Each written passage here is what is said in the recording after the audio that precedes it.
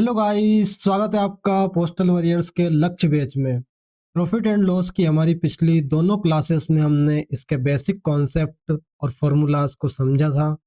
आज की क्लास में हम कुछ ऐसे क्वेश्चंस करेंगे जो देखने में आसान लगते हैं, लेकिन एग्जाम में अक्सर स्टूडेंट्स को कंफ्यूज करते हैं। आपकी मेहनत शायद आज किसी को दिखाई नहीं दे रही, लेकिन कल आपकी सफलता हर किसी को दिखाई देगी। एक समय ऐसा जरूर आएगा जब आपको अपनी आज की मेहनत पर गर्व होगा। बस उस दिन का इंतजार करना और हार मत मानना। तो इसी मेहनत और विश्वास के साथ शुरू करते हैं आज की क्लास। तो आज की क्लास का क्वेश्चन नंबर 1। एक कुर्सी 3,000 रुपये में खरीदी तथा 5% की हानि से बेची गई। कुर्सी का विक्रय मूल्य सेलिंग प्राइस क्या है? तो देखिए, कॉस्ट प्राइस अपने आप में 100% होता है। जब हम 100% कॉस्ट प्राइस होता है, 5% की हानि का मतलब है कि वस्तु को 95% में बेचना। तो 3,000 का 95% अगर निकाल दिया जाएगा तो सेलिंग प्राइस की वैल्यू आ जाएगी। तो निकाल देते हैं, 3,000 का मल्टीप्लाई करेंगे 95 में, डिवाइड कर देंगे 100 से। तो 2 जीरो से 2 जीरो कट जाएगी। 30 का मल्टीप्लाई 95 करेंगे तो 3 पंजे 15, 3 नाम 27 और 1 28। इस क्वेश्चन का राइट आंसर 2,850 हो जाएगा। नेक्स्ट क्वेश्चन देखते हैं, क्वेश्चन नंबर 2। एक दुकानदार को एक घड़ी को 300 रुपये में बेचने पर उतना ही हानि होता है जितना 500 रुपये में बेचने पर लाभ होता है। घड़ी का क्रय मूल्य कॉस्ट प्राइस क्या है? तो देखिए, जब कोई दुकानदार 300 रुपये में वस्तु को बेचता है तो उसे हानि होती है। हानि कितनी होती है? तो हानि मान लीजिए X% की हानि होती है। और जब वह दुकानदार उस घड़ी को 500 रुपये में बेचता है तो उसे उतना ही प्रॉफिट होता है, यानी कि X% का प्रॉफिट होता है। तो इनका डिफरेंस निकाल देते हैं, तो X और X का डिफरेंस 2X हो जाएगा। 500 और 300 का डिफरेंस 200 हो जाएगा। तो X की जो वैल्यू निकल के आएगी वो 100 हो जाएगी। अब देखिए, दुकानदार 300 रुपये में घड़ी बेच रहा था और 100 की हानि हो रही थी। तो कॉस्ट प्राइस क्या हो जाएगा? 300 में 100 को ऐड कर देंगे तो कॉस्ट प्राइस 100 को ऐड करेंगे तो कॉस्ट प्राइस 400 हो जाएगा।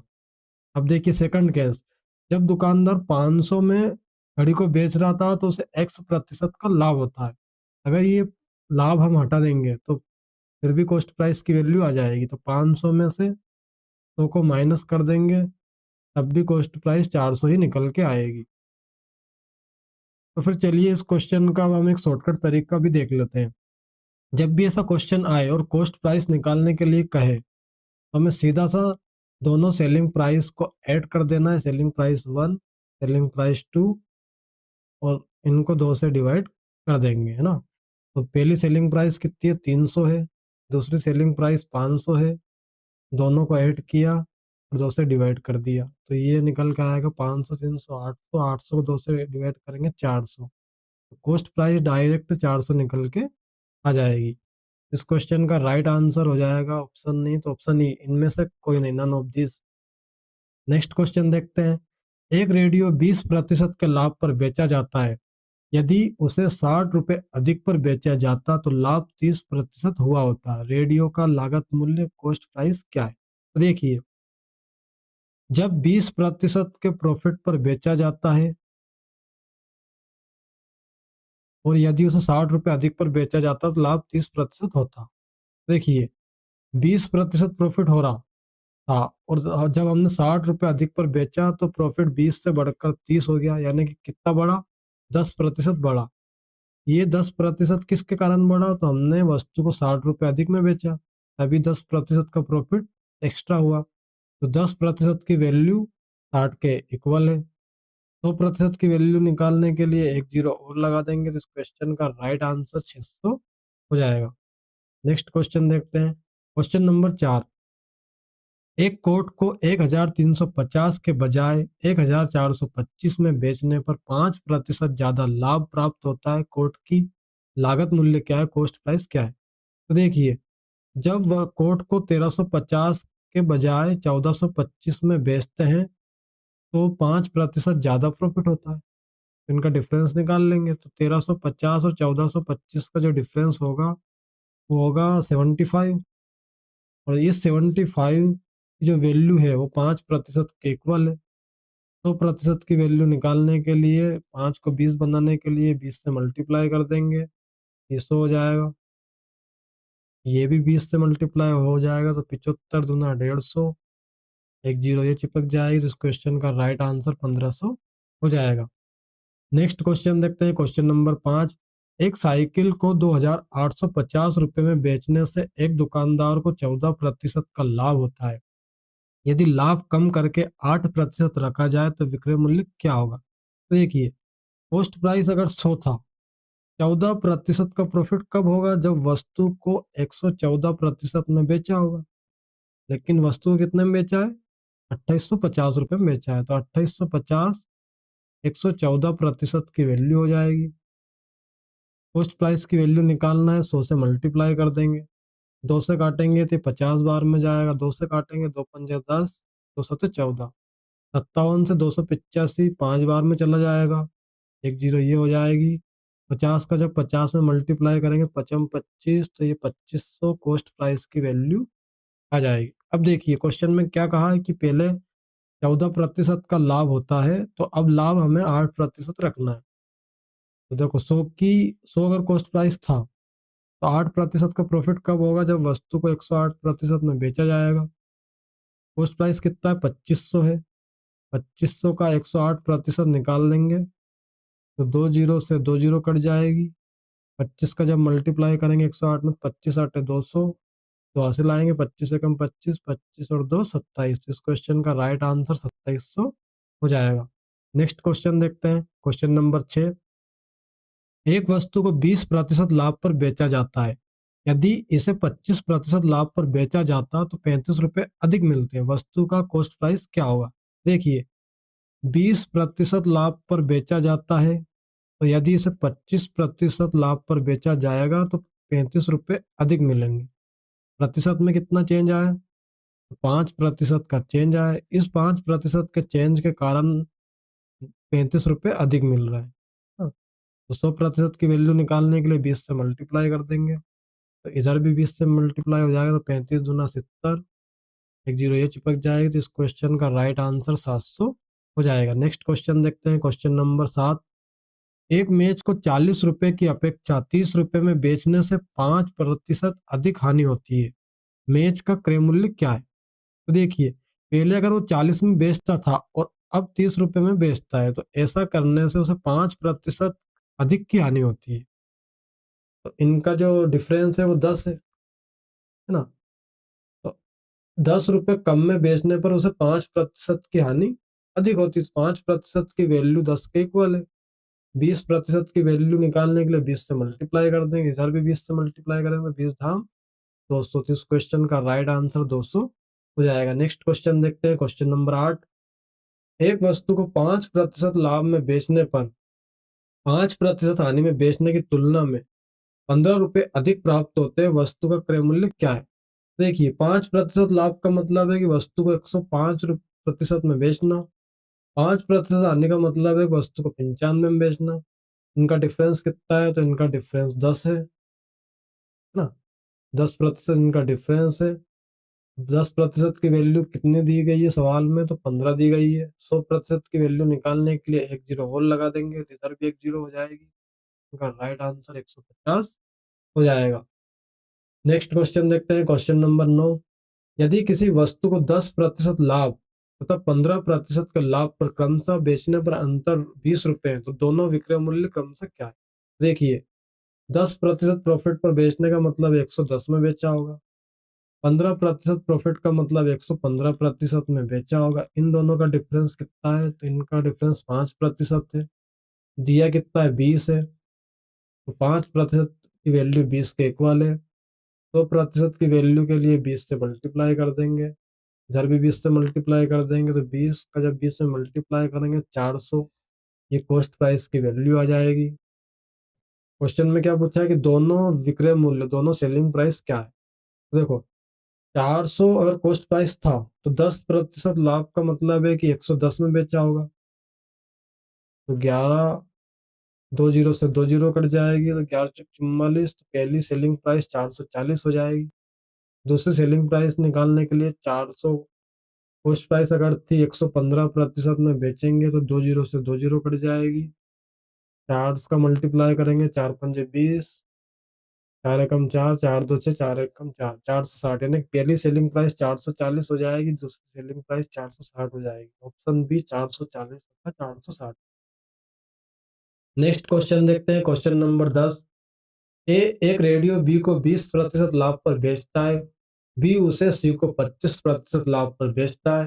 यदि सी ने रेडियो का मूल्य 225 रुपए दिए हैं तो ए ने रेडियो का मूल्य क्या दिए? देखिए, मान लिया जाए कि ए ने रेडियो को 100 में खरीदा था और बी को 20% के प्रॉफिट पर बेचा, मतलब 120 रुपए में बेचा होगा। अब बी ने इसे सी को 25% के प्रॉफिट पर बेचा। 120 की वस्तु को 25% के प्रॉफिट पर बेचने के लिए 125% इसका निकाल लेंगे। 25 से काटेंगे, 25 पंजे 125, 25 चुक 100, 4 से 120 को काटेंगे 30 बार जाएगा, 30 पंजे 150, यानी कि बी ने इस वस्तु को सी को 150 रुपए में बेचा होगा। लेकिन क्वेश्चन में 225 रुपए में बेचा है, तो 150 की जो वैल्यू है वो 225 के इक्वल हो जाएगी। 100% की वैल्यू निकालनी है। कैसे निकालेंगे? 225 को 150 से डिवाइड कर देंगे और 100 से मल्टीप्लाई कर देंगे। 50 से काटेंगे, 50 दूनी 100, 50 दिया 150, 3 से काटेंगे, 3 सते 21, 3 पंजे 15, 75 का 2 में मल्टीप्लाई करेंगे, 75 दूना 150। इस क्वेश्चन का राइट आंसर 150 हो जाएगा। Question number 11। राम ने एक वस्तु रहीम को 20% लाभ पर बेच दिया तथा रहीम ने इसे रॉबर्ट को 25% लाभ पर बेच दिया। यदि रॉबर्ट ने 900 रुपए दिए हो तो राम ने वस्तु कितने रुपए में खरीदी? मान लिया जाए कि राम ने वस्तु को 100 रुपए में खरीदा होगा। राम ने रहीम को 20% के लाभ पर बेचा, यानी कि 120 रुपए में बेचा होगा। अब रहीम ने इस वस्तु को रॉबर्ट को 25% के प्रॉफिट पर बेचा। अभी 120 का 25% निकाला था तो कितना निकल के आया था? 150 निकल के आया था। 150 की वैल्यू क्वेश्चन में 900 के बराबर दी गई है, तो 1% की वैल्यू 15 छक 90, 6 हो जाएगी। 100% की वैल्यू निकालने के लिए 2 जीरो और चिपका देंगे तो इस क्वेश्चन का राइट आंसर 600 हो जाएगा। नेक्स्ट क्वेश्चन देखते हैं, क्वेश्चन नंबर 12। अरुण ने एक वस्तु बाबू को 10% लाभ पर बेची। बाबू ने भी उसे चंदन को 10% लाभ पर 60 रुपए 50 पैसे में बेच दिया। अरुण ने वस्तु को कितने में खरीदा था? देखिए, अरुण ने, मान लिया जाए वस्तु को 100 में खरीदा था। अरुण ने बाबू को 10% पर बेचा, यानी कि 110% पर बेचा होगा। अब बाबू ने चंदन को 10% के लाभ पर बेचा। 110 का जब मैं 10% लाभ पर बेचा, यानी कि 110% में बेचा होगा। 2 जीरो से 2 जीरो कट जाएगी तो 11 का वर्ग निकाल लेंगे तो 121, यानी कि बाबू ने चंदन को 121% में बेचा होगा। लेकिन बेचा कितना है? सवाल के अकॉर्डिंग 60 रुपए 50 पैसे में बेचा है, तो 121 की जो वैल्यू है वो 60 रुपए 50 पैसे के इक्वल है। तो प्रतिशत की वैल्यू निकालना है ना? तो जब 100 का मल्टीप्लाई करेंगे तो ये पॉइंट हट जाएगा। 11 से काटेंगे तो 11 बार में जाएगा। 11 से काटेंगे, 11 पंजे 55, 5 बचेंगे, 11 पंजे 55, फिर 11 से काटेंगे, 11 पंजे 55। इस क्वेश्चन का राइट आंसर 50 हो जाएगा। नेक्स्ट क्वेश्चन देखते हैं, क्वेश्चन नंबर 13। ए के पास 10,000 रुपए लागत का मकान है, उसने बी को 10% लाभ पर बेच दिया। पुनः बी ने उसे वापस ए को 10% हानि पर बेच दिया। इस लेन देन ए को कुल कितना लाभ हुआ? तो याद करिए, मैंने परसेंटेज में आपको कॉन्सेप्ट समझाया था कि जब भी वैल्यू सेम दी गई हो और एक पर उसे प्रॉफिट होता हो, दूसरे पर लॉस होता हो, या इसके विपरीत पहले लॉस होता हो फिर प्रॉफिट होता हो, तो ऐसे केस में हमेशा ही लॉस ही होगा। वैल्यू हमेशा डिक्रीज ही होगी, माइनस में ही आएगी। और कैसे निकालेंगे? वैल्यू का स्क्वायर करके 100 से डिवाइड कर देंगे। तो 10% लाभ पर बेचा और 10% हानि पर बेचा, तो 10 का वर्ग कर देंगे, 100 हो जाएगा। 100 को 100 से डिवाइड करेंगे, 2 जीरो से 2 जीरो कट जाएगी, यानी कि 1% की उससे हानि हो जाएगी। अब 10,000 का 1% निकाल देंगे। 10,000 का 1% निकालने के लिए 100 से डिवाइड करेंगे, 2 जीरो से 2 जीरो कट जाएगी। तो इस क्वेश्चन का राइट आंसर 100 रुपए हो जाएगा। नेक्स्ट क्वेश्चन देखते हैं, क्वेश्चन नंबर 14। टीवी के मूल्य में 30% की वृद्धि हो गई तथा उसके मूल्य में 20% की कमी हो गई, तो बिक्री पर क्या प्रभाव पड़ेगा? तो मान लिया जाए कि वस्तु का जो मूल्य था वो 100 था। अब इसमें एक 30% की वृद्धि हुई, यानी कि ये 130% हो जाएगी। फिर उसके मूल्य में 20% की कमी हुई, यानी कि वैल्यू अब 80 रह गई होगी 100 से, है ना। काट लेंगे, 100 से ये 100 कट जाएगा, 2 जीरो से 2 जीरो कट जाएगी, 13 आटे 104 हो जाएगा। अगर 100 रुपये उस वस्तु का पहले मूल्य था और अब 104 हो गया, कितना बढ़ा? 4% बढ़ा। इस क्वेश्चन का राइट आंसर 4% का प्रॉफिट हो जाएगा। नेक्स्ट क्वेश्चन देखते हैं। रहीम 21 रुपए में 3 किलोग्राम के भाव से आम खरीदता है और 50 रुपए में 5 किलोग्राम के भाव से उसे बेच देता है। यदि वह 102 रुपये लाभ कमाना चाहता है तो उसे कितना आम बेचना चाहिए? तो देखिए, 21 रुपये में 3 किलोग्राम आम खरीदता है, तो 1 किलोग्राम आम 7 रुपये में खरीदेगा।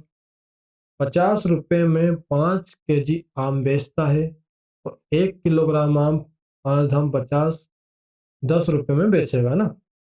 ये रुपये है ना, 10 रुपये में बेचेगा। तो देखिए, 1 किलोग्राम आम 7 रुपये में खरीदेगा और 10 रुपये में बेचेगा, तो 1 किलोग्राम आम पर उसे 3 रुपये का प्रॉफिट हो रहा। कितने का प्रॉफिट करवाना है? 102 रुपये का प्रॉफिट करवाना है, तो 102 को 3 से डिवाइड कर देंगे, तो 3 3 9, 3 चुक 12, यानी कि 34 केजी आम उसको बेचना पड़ेगा, तब जाके उसे 102 रुपये का प्रॉफिट होगा। तो इस क्वेश्चन का राइट आंसर 34 किलोग्राम हो जाएगा। तो दोस्तों, आज की प्रॉफिट एंड लॉस क्लास 3 में हमने कुछ बहुत इंपॉर्टेंट कॉन्सेप्ट और क्वेश्चन को समझा। लेकिन याद रखिए, सिर्फ सॉल्यूशन देखकर क्वेश्चन समझ में आ जाना तैयारी नहीं है। तैयारी तब है जब वही क्वेश्चन बिना देखे आप खुद सोल्व कर पाओ। इसलिए आज के क्वेश्चंस को एक बार खुद से जरूर लगाना।